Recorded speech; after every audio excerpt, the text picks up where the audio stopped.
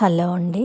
ఈరోజు ఎగ్స్తో మసాలా కర్రీ ఎలా తయారు చేసుకుంటానో, నేను ఏ విధంగా చేసుకుంటానో చూపిస్తాను. ముందుగా 3 ఎగ్స్ తీసుకొని బాయిల్ చేసుకొని పక్కన పెట్టుకున్నాను.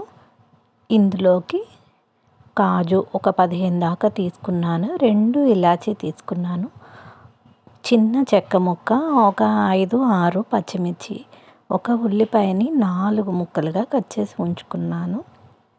ఒక పావు కేజీ టమాటాలని పెద్ద సైజు ముక్కలుగా, ఒక్కో టమాటా 4 ముక్కలుగా కట్ చేసి కొంచెం ఉప్పు పసుపు వేసి కొంచెం ఒక హాఫ్ స్పూన్ వేసుకుంటే సరిపోతుందండి.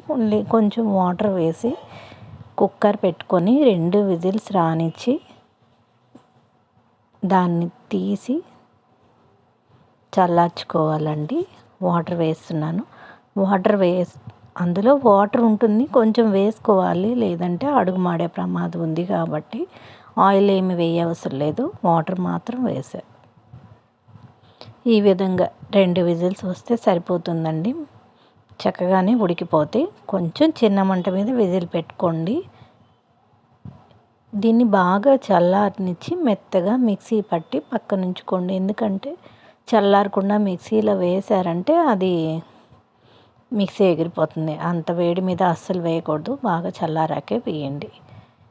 ఇప్పుడు కుక్కర్ పెట్టుకొని 2 స్పూన్స్ ఆయిల్ వేసుకున్నా, 2 టేబుల్ స్పూన్స్ వేసుకున్నానండి. దీంట్లోకి ముందుగా ఉడికించి ఉంచుకున్న ఎగ్స్ని దోరగా వేగించుకోవాలి.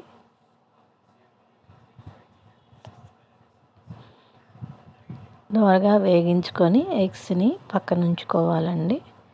మనం ముందుగా టమాటా పేస్టు తయారు చేసుకున్నాం కదండి,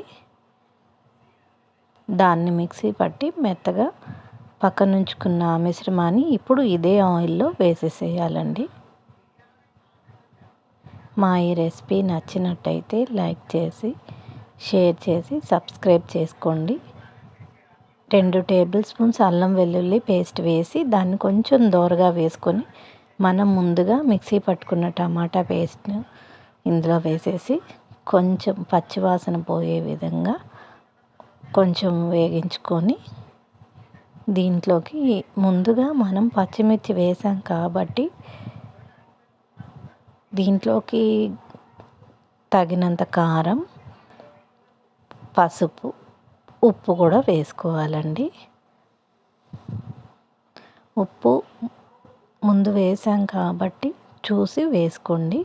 కరివేపాకు, కొత్తిమీర కంపల్సరీగా కరివేపాకు వేసుకుంటే ఆ కరివేపాకు ఫ్లేవర్ ఈ కూరకి చాలా రుచి ఇస్తుందండి. తప్పనిసరిగా కరివేపాకు వేసుకోండి. ఇప్పుడు మీగడ, పెరుగు మీద తీసిన మీగడ వేసానండి.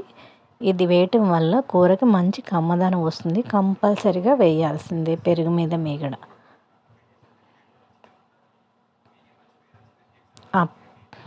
పెరుగు వేసామని పిల్లలు కొంతమంది పెరుగు ఇష్టపడరు, వాళ్ళకి ఇది అసలు తెలియదు. కుక్కర్ విజిల్ పెట్టుకొని మళ్ళీ 2 విజిల్స్ తీసుకుంటే దించే ముందు కొంచెం మెంతి ఆకు వేసి 2 నిమిషాలు కలుపుకొని సన్నని సెగ మీద ఉడికించుకోండి. గ్రేవీ మీకు ఈ టైంలోనే ఎంత తిక్కుగా కావాలో చూసుకొని, కొంచెం తిక్కుగా ఉంటే కొంచెం వాటర్ వేసి 2 నిమిషాలు ఉంచుకొని బంద్ చేసుకుంటే అంతేనండి. ఎంతో రుచిగా ఉండే ఎగ్ మసాలా కర్రీ రెడీ.